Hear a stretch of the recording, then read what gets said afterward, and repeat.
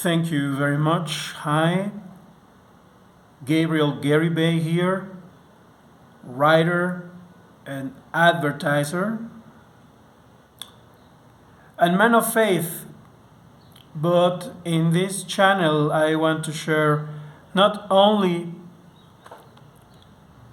my feelings and thoughts about the music I love, but maybe as a side project, little pieces of reflections from writers that I admired very much and that can give us light about what is going on in our world these days. For example, and I want it to be very brief, I want to throw to YouTube pieces of a fractured mirror, pieces of reflection.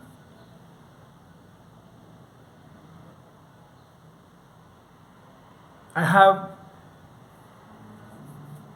this feeling that it's time. It's time to think again about peace. It's time again to think about what's going on in our world, what's going on in America. America is a very, very important country for all the world. What is happening in America? Everything that happens in America affects the whole world.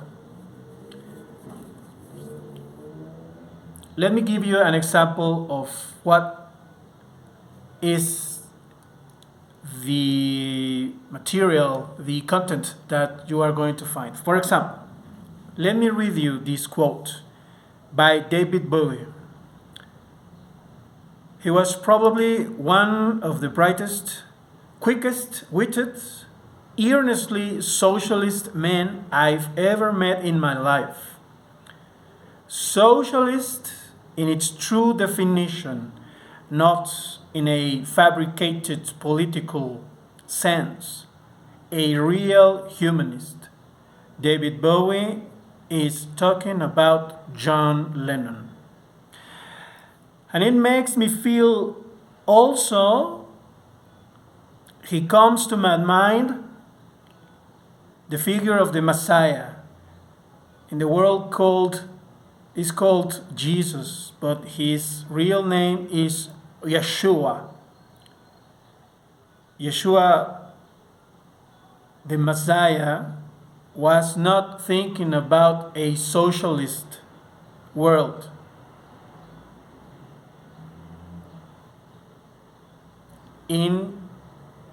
At some point, what John Lennon says could be nearer to the Messiah thinking. Not quite, but nearer. Let me read you another example that I want to explore in this channel with very brief clips. This piece comes in the book entitled Styles of Radical Will by Susan Sontag, and it's entitled What's Happening in America? 1966. And Susan writes, what follows is a response to a questionnaire sent out by the editors of Partisan Review in the summer of 1966 to a number of people. The questionnaire began, there is a good deal of anxiety about the direction of American life. In fact, there is reason to fear that America may be entering a moral and political crisis. After more along these lines of understatement, contributors were invited to organize their replies around 7 specific questions. Number 1, does it matter who is in the White House? Or is there something in our system which would force any president to act as Johnson is acting? Remember that this piece was written in 1966. Number 2, how serious is the problem of inflation, the problem of poverty? Number 3, what is the meaning of the split between the administration and the American intellectuals? What are the intellectuals right now in America? Number 4, is white America committed to granting equality to the American Negro? And this piece is written as Negro and is not offensive. Number 5, where do you think our foreign policies are likely to lead us? Number 6, what in general do you think is likely to happen in America? What do you think, dear friend? What do you think, folks? Number 7, do you think any promise is to be found in the activities of young people today? Written in 1966, folks. And Susan Sontag's response to this intro, to this first reading of the questionnaire is, my own response, reprinted below, appeared in the winter 1967 issue of the magazine, of the winter 1967 issue of the magazine, along with the contributions from Martin Doberman, Michael Harrington, and she continues in listing several people's names. And let me just read the first paragraph. This is kind of an intro by Susan Sontag, beginning to answer these questions. Everything that one feels about this country is, or ought to be, conditioned by the awareness of American power, of America as the arch-imperium of the planet, holding man's biological as well as his historical future in its King Kong paws.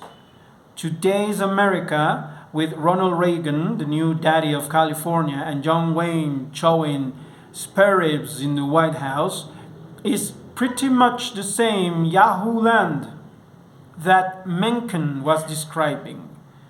The main difference is that what's happening in America matters so much more in the late 1960s than it did in the 1920s, and I think in this time too. Then if one had tough innards, one might jeer, sometimes affectionately, at American barbarism and find American innocence somewhat endearing. Both the barbarism and the innocence are lethal outsized today. First of all, then, American power is indecent in its scale. But also the quality of American life is an insult to the possibilities of human growth, and the pollution of American space with gadgetry and cars and TV and box architecture brutalizes the senses, making gray neurotics of most of us, and perverse spiritual athletes and strident self-transcenders of the best of us. Gertrude Stein said that America is the oldest country in the world. Certainly, it's the most conservative. Is it? It has the most to lose by change. 60% of the world's wealth owned by a country containing 6% of the world's population. Americans know their backs are against the wall. They want to take all that away from us. They, quote, unquote, want to take all that away from, quote, us, unquote. And I think America deserves to have it taken away. What do you think about this? This is the beginning of Susan Sontag's response to that questioner. And I think that it has to do a lot with America today and the world today. And of course, there are several things that are going to be from its certain time, the times that lived Susan Sontag, but we can see that the question repeats and repeats every single era.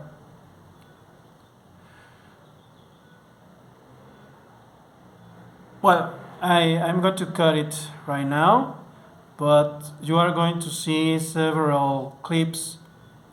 I want them to be 5 minutes long, not 11 minutes, but this was kind of an intro for you. If you are interested, please like, please subscribe. It's just a personal experiment, literary experiment that I want to share with you. I'm going to take pieces from here, pieces over there. I have with me the authors that my mind is grabbing. Thomas Mann, Susan Sontag, Joseph Brodsky. And let me tell you that it is a beautiful voyage, a beautiful adventure in search of understanding, in search of peace. And let me tell you, I'm very intrigued about these great Jewish born writers such as Susan Sontag and many others that I'm going to talk about, that do not exercise their religion. Of course, we can understand it, but with the Jewish people is another ball game. It's another thing. I'm very happy that today we are witnessing not a revival, but a sense of curiosity about the Jewish thinking, about the Torah. And the Torah is a book written for all the world. It has been known that it's only for a tribe, that is only for one group of people, but this isn't true. But I can assure you, you can be at ease that I'm not going to use this as a political or religious game or struggle. No. I only want to share with you these pieces of sentences, pieces of chapters that hopefully will make you think even more